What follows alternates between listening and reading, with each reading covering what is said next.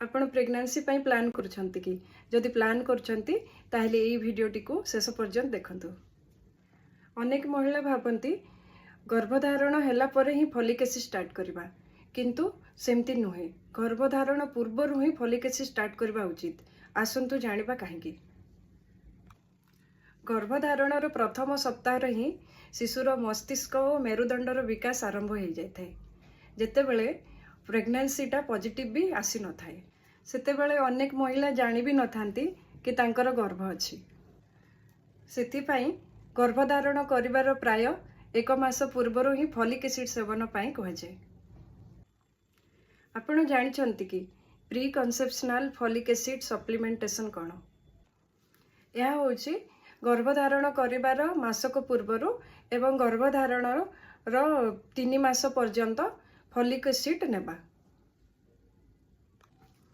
Normally 400 microgram रो folic acid नेबा को पड़े, किंतु जदि हाई रिस्क कंडीशन थिबो, जेमती कि प्रीवियस बेबी रो न्यूरल टिप डिफेक्ट थिबो, किंबा डायबिटिक मदर थिबे, किंबा पेशेंट को एपिलेप्सी बा बात रोगर हिस्ट्री थिबो, ताहेले तांको आमे टिके हायर डोज रे देबा।